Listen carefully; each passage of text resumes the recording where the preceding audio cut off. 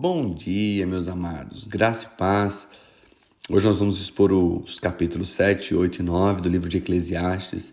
Espero que sua leitura tenha sido uma boa leitura, que você tenha meditado nas palavras de Salomão.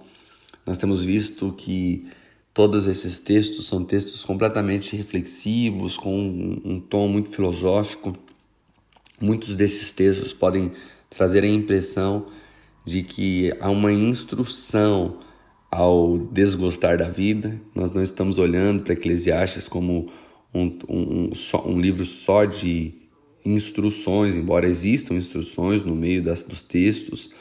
A maioria dos textos são textos reflexivos. Nós estamos participando e contemplando as reflexões de um homem que aprofundou na vida.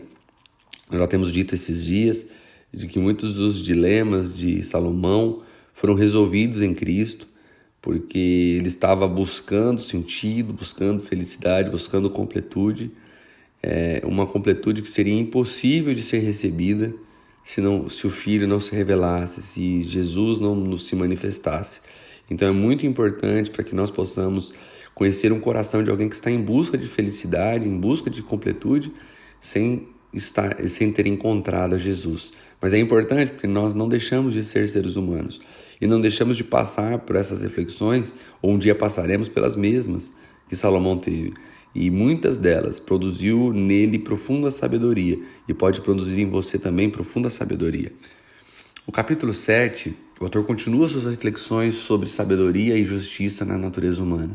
Ele elogia a virtude da sabedoria e afirma que é melhor estar em uma casa de luto, nós vamos ler isso, onde se aprende com a morte, do que em uma casa de banquetes, onde as pessoas ignoram a realidade da vida. O autor discute a importância de aceitar a correção e aprender com as dificuldades e fracassos, pois isso pode levar ao amadurecimento pessoal e à busca da verdadeira sabedoria. Ele também enfatiza a brevidade da vida humana e a necessidade de aproveitá-la ao máximo, pois ninguém sabe o que o futuro reserva. O capítulo 8, o autor aborda questões de autoridade, justiça, impunidade. Ele aconselha a submissão à autoridade do rei e ao respeito às leis, mesmo quando não concordamos totalmente com elas, pois a desobediência pode ter consequências graves. O autor observa que, embora a justiça possa ser retardada, eventualmente acontecerá e o ímpio sofrerá as consequências de suas ações. Ele questiona a aparente impunidade dos ímpios e a dificuldade de entender completamente os caminhos de Deus. Isso é verdade. O próprio Martinho Lutero dizia: eu não conheço bem meus caminhos, mas ele completava a frase dizendo: mas eu conheço muito bem meu guia. Então, realmente, nós nunca conseguiremos compreender completamente todos os caminhos de Deus. Por isso, precisamos de um bom guia no caminho. O 9, o autor continua a abordar temas como a mentalidade da incerteza da vida, a mortalidade, a incerteza da vida, mas também enfatiza a importância de aproveitar cada momento. O autor reflete sobre a inevitabilidade da morte, que alcança a todos, independente da sua condição social ou riqueza. Ele encoraja as pessoas a aproveitar a vida, a desfrutar de seus relacionamentos, trabalho, atividades, pois a morte chega para todos e após a morte não há mais participação das coisas deste mundo. O autor também destaca a importância da sabedoria, mostrando como a sabedoria de uma pessoa pode superar a força dos poderosos. Esses capítulos continuam a expor, como eu já tenho dito, a visão filosófica existencial do autor, abordando a brevidade da vida e a busca da sabedoria, justiça divina e a importância de viver com propósito e gratidão em meio a essas incertezas da vida humana. Vamos lá para alguns textos que eu destaquei hoje para a gente dar uma olhada. O verso 2, agora eu vou ler hoje na versão parafraseada da mensagem. O verso 2 do capítulo 7 diz assim: mas vale ir a um funeral que a festa. Afinal de contas, é para onde iremos. Ninguém sai de lá sem aprender uma lição. O 4 diz: o sábio pensa com seriedade na morte, mas o insensato desperdiça a vida na farra. Olha que interessante, ele diz aqui que pensar na morte te faz viver melhor. Pensar na morte te faz desfrutar com sabedoria da vida. Por quê? Porque quando nós vamos num funeral, ainda mais no funeral de alguém jovem, a gente fala assim: não dá para imaginar que essa pessoa teria morrido. Alguns meses atrás eu fui num velório de um cunhado do meu irmão, ainda jovem, 50 anos eu acho, e naquele mesmo dia ele tinha brincado comigo, passado lá, brincado, se divertido um pouco com o meu irmão, e ele saiu para trabalhar e aí teve um acidente de moto, morreu. E quando a gente chega no velório, a tristeza é, poxa, ele estava comigo hoje de manhã, tomou café comigo, falou isso, brincou disso, falou aquilo, fez aquilo e de repente a vida dele acabou. O que isso nos faz entender? É que cada momento pode ser o nosso último momento.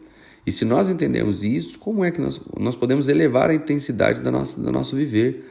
A intensidade dos abraços, a intensidade dos beijos, podemos acelerar os processos de perdão e de liberação para que nós possamos sempre estar com o nosso coração limpo, puro, porque a qualquer momento podemos nos encontrar com o nosso Deus.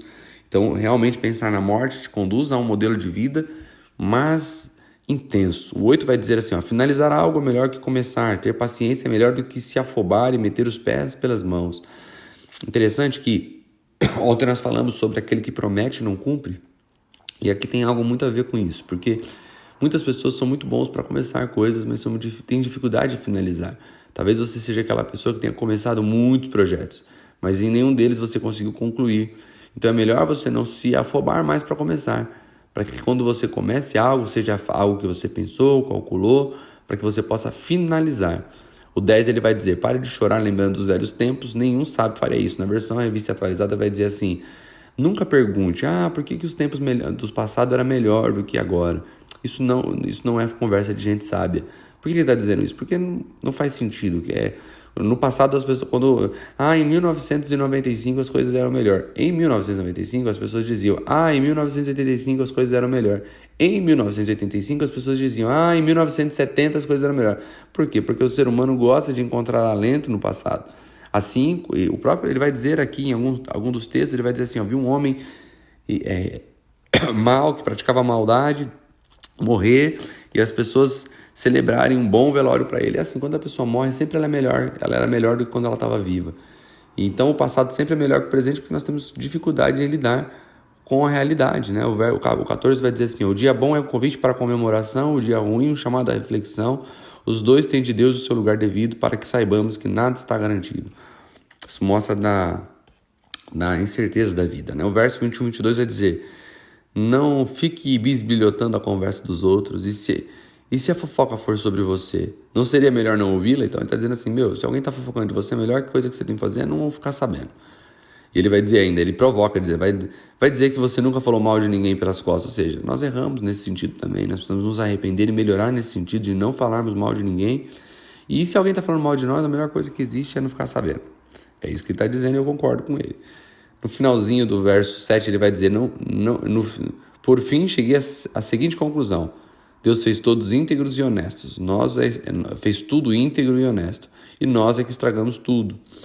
O 8, eu destaquei do 8, mais ali a porção do 12 e 13, que ele vai dizer assim, mesmo que o perverso pratique o mal e repita isso 100 vezes, a sua vida longa e aparentemente tranquila.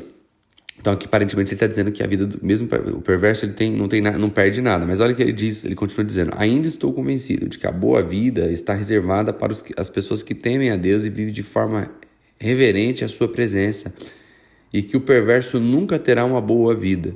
Não importa quantos dias ele venha a viver, serão todos vazios e sem graça, como a sombra, porque ele não teme a Deus. O que ele está dizendo é que por mais que a gente olhe para a vida dos ímpios e pareça que está dando tudo bem, há uma certeza de que a vida deles não é boa. Dentro do coração deles está tudo destruído, está tudo arrebentado, eles não temem a Deus.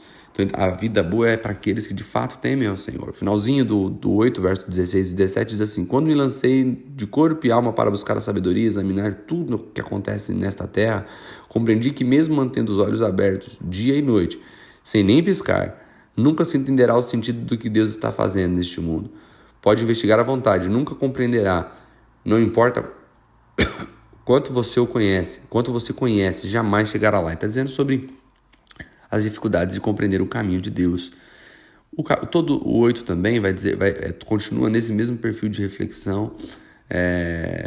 E eu quero dar uma ênfase aqui no 13 ao 16, que diz assim, um dia enquanto buscava saber quanto sabedoria existe na terra, havia algo que me fez sentar e prestar atenção. Havia uma pequena cidade com poucos habitantes, um rei poderoso veio e preparou um ataque, construindo trincheiras em volta dela. Mas naquela cidade havia um homem pobre, porém sábio, e a sabedoria dele salvou a cidade. No entanto, ele depois foi esquecido. Ele era apenas um homem pobre, afinal de contas. Ainda assim, continuo dizendo que a sabedoria é melhor que a força, mesmo que o sábio homem pobre tenha sido tratado com desprezo e esquecido. Então ele está mostrando que a sabedoria pode nem sempre trazer notoriedade, a sabedoria pode nem sempre fazer você ser uma pessoa lembrada, mas ainda assim ela é melhor do que a força. Ela pode resolver problemas que a força não pode resolver. Então, nesses dias, a minha oração, eu sei que nós saímos do livro de Provérbios, entramos no livro de Eclesiastes, todos eles falando muito sobre sabedoria. A minha oração é que você esteja convencido a buscar sabedoria, a pedir a Deus sabedoria, para que o Senhor te conduza por uma vida de retidão, mas também uma vida de uma visão adequada para cada situação.